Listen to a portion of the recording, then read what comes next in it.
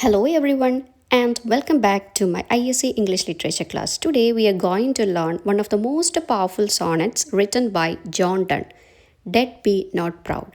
This poem comes from Donne's Holy Sonnets and it challenges the common idea that death is something frightening, powerful and victorious. Instead, Donne argues that death is weak, temporary and not something to fear. In this class, we will go through the poem slide by slide, understanding each quatrain and the final couplet. Stay with me till the end so that the entire meaning becomes clear. Let's begin. In the first four lines, the speaker directly addresses death as if it is a person. This is a technique known as personification. Students, please note down this point. Okay. He calls death for being too proud as though it has great power over human beings. But according to the speaker, death has absolutely no reason to feel proud, and he is giving the reasons. Even though many people fear death because they think it is powerful and mighty. The speaker confidently says that he does not fear it at all, and he is giving all the reason why he says like that.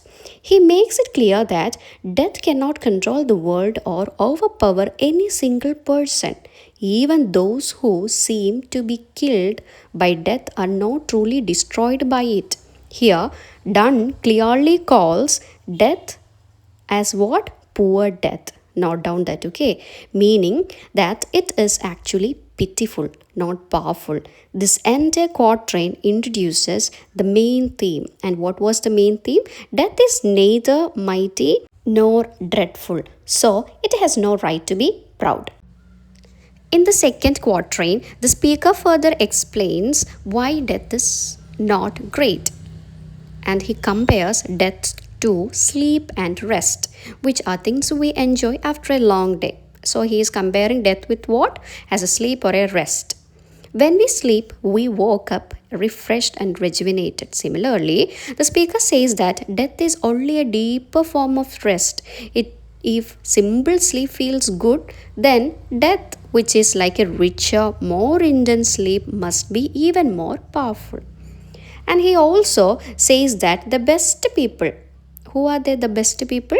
According to the poet, he says that best people are the good and the virtuous, often die early as if God has chosen them to receive their reward of eternal life sooner. So, when these good people die, their bodies rest and their souls are delivered into heaven. Therefore, death is not an end but a transition from earthly life to eternal life. Please note down that last point. Okay.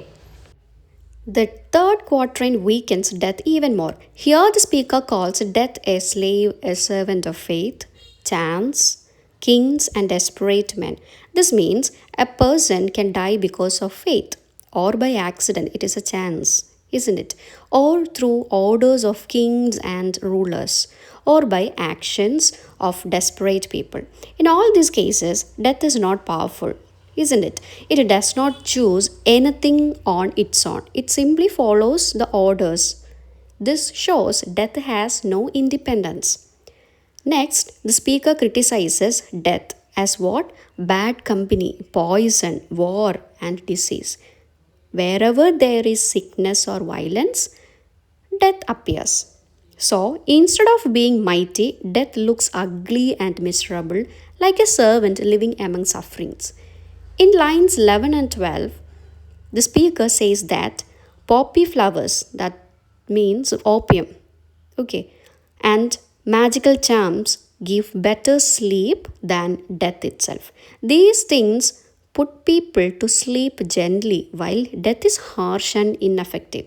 This again shows that death is not powerful, not unique, and not something to fear. The final couplet, that means the final two lines, gives us the strongest message of the poem. The speaker says that when we die, it is like a falling asleep for a short moment. After that brief sleep, we woke up into eternal life. Once we enter that eternal life, death loses all its power. It disappears and it has nothing more to do. So, in reality, death does not kill us. Instead, death itself dies. This is the most powerful and dramatic ending Donne could give. The poem ends with complete victory over death. So, through this poem, John Donne teaches us that death is not something fearful or mighty. It is powerless, temporary, and ultimately defeated by eternal life. Now let's discuss about the important themes of this poem. The first theme is the insignificance of death. Here the poet says death is not powerful at all. It has no reason to be proud. Death is simply a deeper form of sleep, not something frightening. So you can add these kind of points. Please elaborate this point, okay? Next one is courage in facing death. Here also I have added too many points.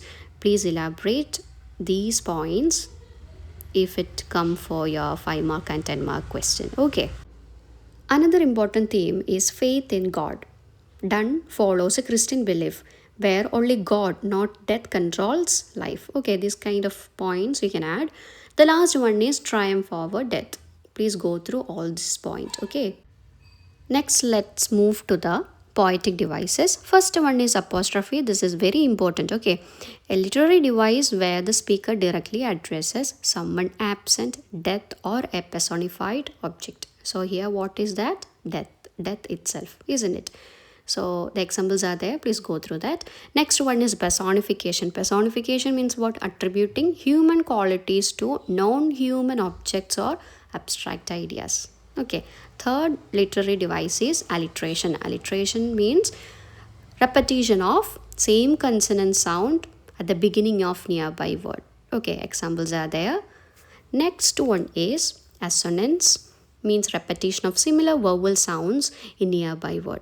Here, assonance means repetition of vowel sounds and alliteration means repetition of consonant sounds. Okay.